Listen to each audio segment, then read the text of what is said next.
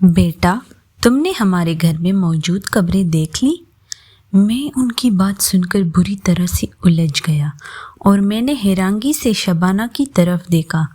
یہ دادی کن قبروں کی بات کر رہی ہے اور گھر میں کس کی قبریں ہیں؟ السلام علیکم، جیا وائس سینٹر میں آپ سب کو خوش آمدید۔ یہ کہانی شروع کرنے سے پہلے آپ ہمارے چینل کو لائک اور سبسکرائب ضرور کریے۔ تو کہانی ہے ایک ایسے شخص کی جس کے ساتھ یہ واقعہ سچ میں پیش آیا تھا۔ کہتے ہیں کہ انسان جس جگہ ایک بار جاتا ہے زندگی میں دوسری بار بھی اسی جگہ ضرور جاتا ہے، اور مجھے اس بات پر اس دن یقین آیا جب 16 سال بعد مجھے اپنے پرانے محلے جانا پڑ گیا۔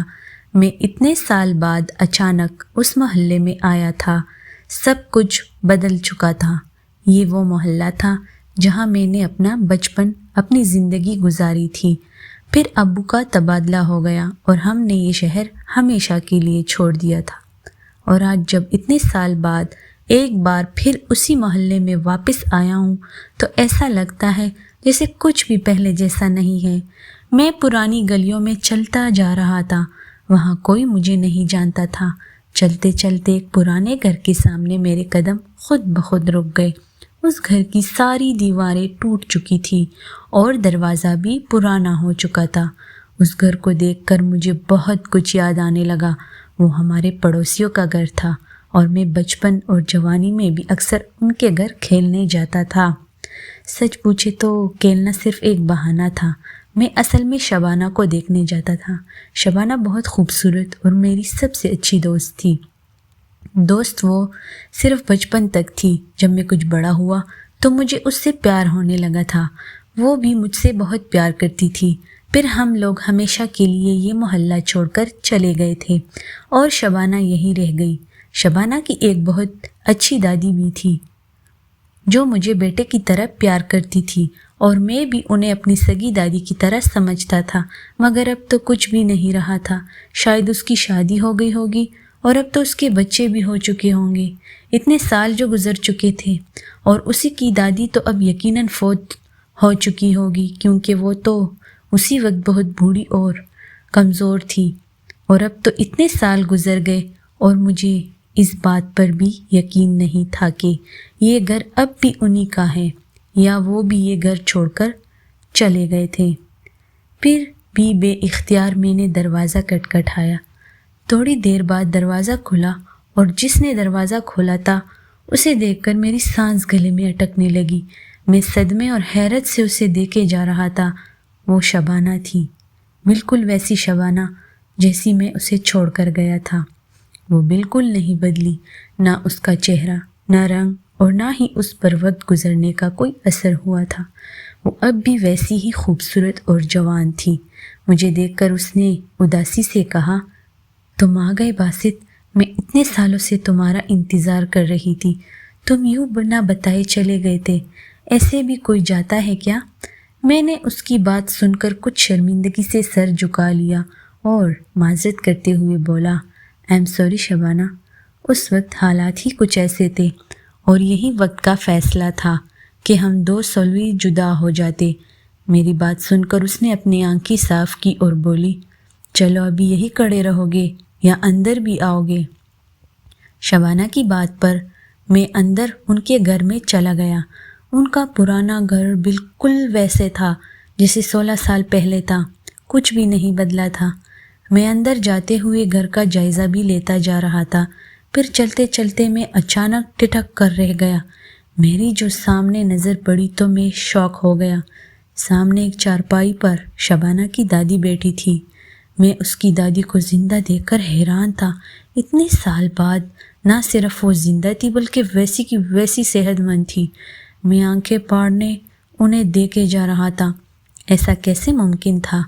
پھر میں نے اس کی دادی کو سلام کیا۔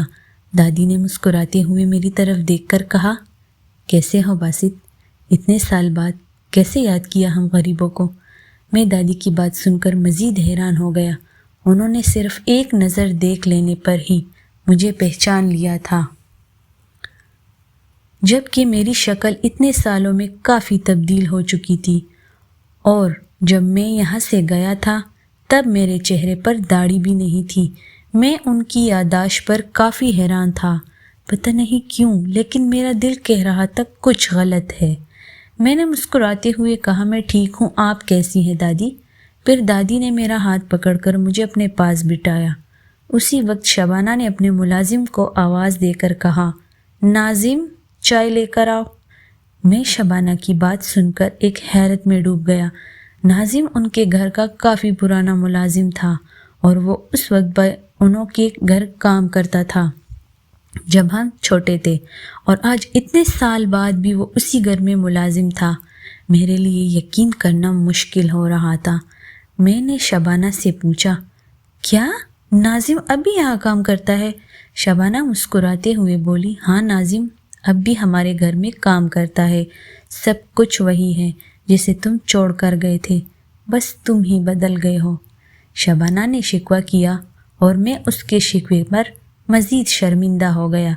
پھر شبانہ کی دادی نے ایک نہایت عجیب و غریب بات کہی، بیٹا تم نے ہمارے گھر میں موجود قبریں دیکھ لی؟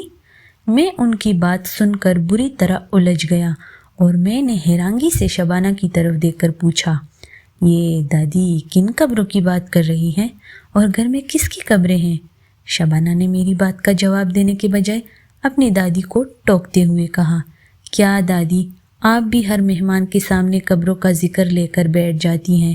اس بیچارے کو چائے تو پینے دو۔ دادی نے کچھ شرمندگی سے میری طرف دیکھ کر کہا، اچھا بیٹا تم چائے پی لو پھر بات کریں گے۔ لیکن میں بری طرح الجھ چکا تھا۔ آخر کیا تھا جو میری سمجھ میں نہیں آ رہا تھا؟ میں وہی دادی کے ساتھ بیٹھ کر باتیں کر رہا تھا۔ دادی نے شکوہ کرتے ہوئے کہا، تم اتنے بڑے آدمی بن گئے، دوبارہ اس محلے میں ہی نہیں آئے، ہم تمہارا انتظار کرتے رہے۔ میں نے دادی کو سمجھاتے ہوئے کہا، دادی بس حالات ہی کچھ ایسے ہو گئے تھے کہ دوبارہ نہیں آ سکا۔ میرا بہت دل کرتا تھا میں آپ کے پاس آؤں، آپ سب سے ملوں۔ دادی نے بڑی محبت سے میرے گال پر ہاتھ رکھتے ہوئے کہا، اچھا تمہاری امی ابو اور باقی بہن بھائی کیسے ہیں؟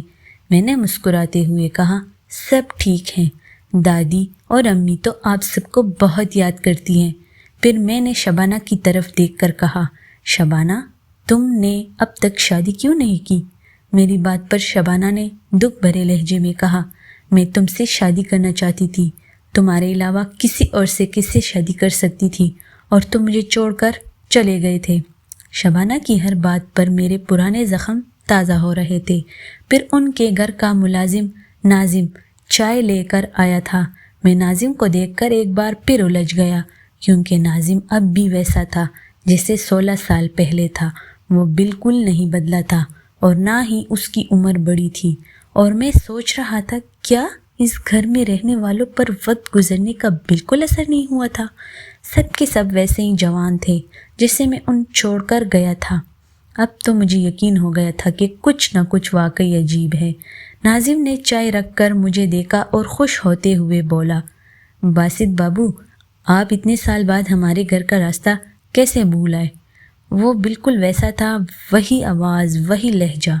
میں نے کہا، یار ناظم تم تو بالکل نہیں بدلے، اتنے سال بعد بھی بالکل ویسے ہی ہو جیسے پہلے تھے۔ اور میں چائے اٹھا کر پینے لگا۔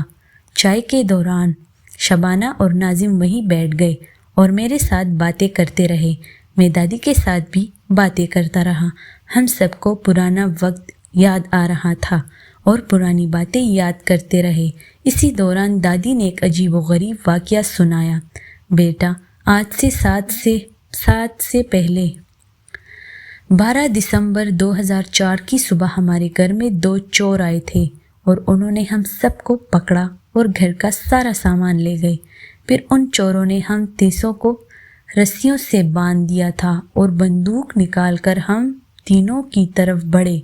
دادی واقعہ سناتے سناتے رک گئی۔ میں سانس روکے ان کا واقعہ سن رہا تھا۔ پھر میں نے ان سے پوچھا، دادی پھر کیا ہوا؟ ان چوروں نے کیسے چھوڑا تھا آپ کو؟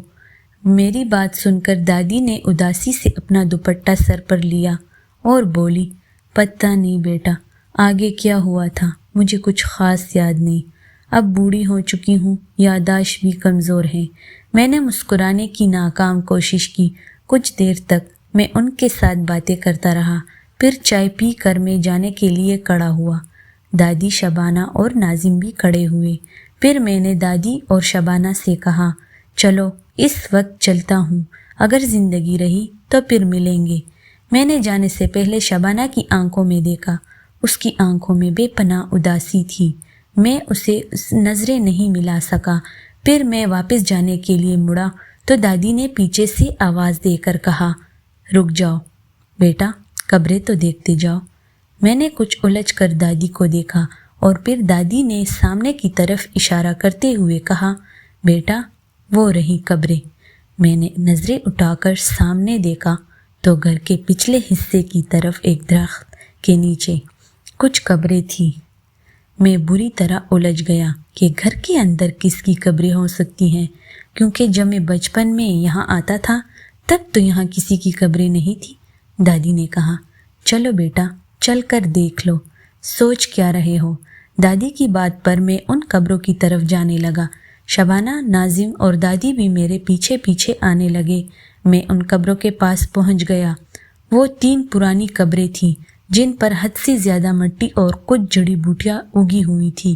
ان تینوں قبروں پر ایک ایک تختی لکھی ہوئی تھی۔ ہر تختی پر مرنے والے کا نام تھا۔ میں ان قبروں کے پاس گیا۔ پہلی قبر کی تختی کی طرف میں نے دیکھا تو اس پر نام پڑھ کر مجھے لگا میں اگلا سانس بھی نہیں لے سکوں گا۔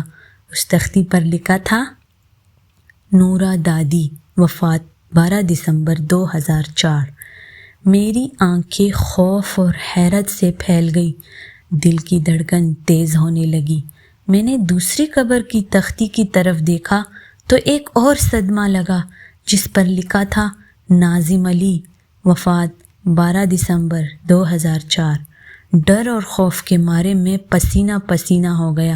میرا پورا وجود کانپ رہا تھا۔ میں نے دھڑکتے دل کے ساتھ جلدی جلدی اس تیسری قبر کا کتبہ دیکھا تو میرے لیے سانس لینا مشکل ہو گیا۔ اس پر لکھا تھا، شبانہ اسلم، وفات 12 دسمبر 2004۔ میرا دل خشک پتے کی طرح کانپ رہا تھا۔ اس کا مطلب دادی، شبانہ اور کاظم مر چکے تھے۔ میں نے ڈرتے ڈرتے پیچھے دیکھا، پیچھے کوئی بھی نہیں تھا، سب غائب تھے۔ میں خوف سے کانپتے ہوئے تیزی سے وہاں سے جانے لگا۔ میں اب تک مرے ہوئے لوگوں کے ساتھ تھا، یہ سوچ کر ہی میرا وجود کانپنے لگا۔ شبانہ، دادی اور ناظم مر چکے تھے اور 12 دسمبر 2024 کے دن جب وہ چور ان کے گھر آئے تھے تو ان چوروں نے شبانہ، دادی اور ناظم کو مار دیا تھا۔ میرا دل بہت اداس اور خوفزدہ تھا۔ میں بھاگتا ہوا اس پرانے خوفناک گھر سے باہر نکل گیا اور اس دن کے بعد دوبارہ کبھی اس محلے میں نہیں گیا۔ تو دوستو، کیسی لگی آپ کو یہ کہانی؟ ایسی اور مزید کہانیاں سننے کے لیے ہمارے چینل کو لائک، سبسکرائب اور شیئر ضرور کیجیے گا۔ ملتے ہیں نیکسٹ ویڈیو میں۔ اللہ حافظ۔